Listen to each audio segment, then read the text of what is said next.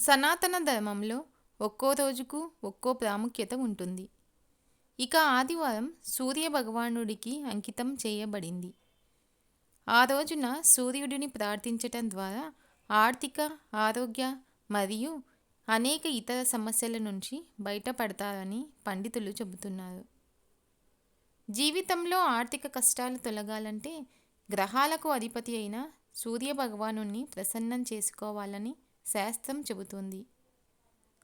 సూర్య భగవానుణ్ణి పూజించటం వల్ల మన కోరికలన్నీ నెరవేరుతాయని శాస్త్రం వివరిస్తోంది.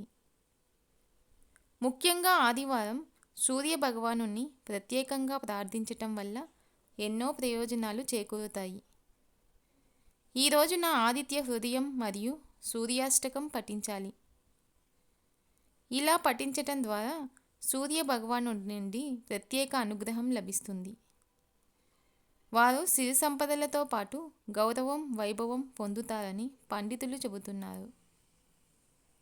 సూర్యుడి కరుణ వల్ల ఆర్థిక సమస్యల నుంచి బయటపడి గౌరవం పెరుగుతుందని పెద్దల నమ్మకం. ఆదివారం రోజున సూర్య భగవానుడిని పూజించటం వల్ల మన జీవితంలో ఎలాంటి సమస్యలు ఉండవు. ఈరోజు ఉపవాసం ఉండటం వల్ల దోషాలు దూరం అవుతాయి. అలాగే ఉదయాన్నే సూర్య భగవానునికి అర్ఘ్యం సమర్పించండి. సూర్య భగవానుడి అనుగ్రహం పొందాలంటే ఆదివారం శుభప్రదమైన రోజు. సూర్యుడికి ఆదివారం నాడు ప్రత్యేకంగా పూజ చేయటం వల్ల వ్యాపారం కలిసి వస్తుంది, ధన ప్రాప్తి కలుగుతుంది.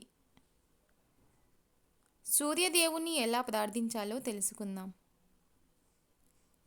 ఆదివారం రోజున ఉదయాన్నే నిద్రలేచి కాలకృత్యాల తర్వాత స్నానం చేసి శుభ్రమైన బట్టలను ధరించి సూర్య భగవానుడికి సంబంధించిన పూజా కార్యక్రమాన్ని ప్రారంభించాలి. దీనికోసం ముందుగా ఓ రాగి చెంబులో నీటిని తీసుకొని అందులో ఎర్రటి పూలు, బెల్లం, కుంకుమ, పసుపు, అక్షితలు అందులో కలిపి ఇంట్లో దేవుని దగ్గర ఉంచి పూజను చేయాలి. బయట సూర్యదేవుణ్ణి కొలిచే సమయంలో 2 చేతుల్లో ఆ నీటిని తీసుకొని సూర్యుడి వైపుగా 3 సార్లు పోస్తూ ఉండాలి. సూర్యుడికి ఇలా పూజలు చేయటం వల్ల మన జాతకంలో ఏదైనా దోషం ఉంటే వెంటనే తొలగిపోతుంది. ఇలా పూజించే సమయంలో తప్పకుండా సూర్యాష్టకం చదవాలి.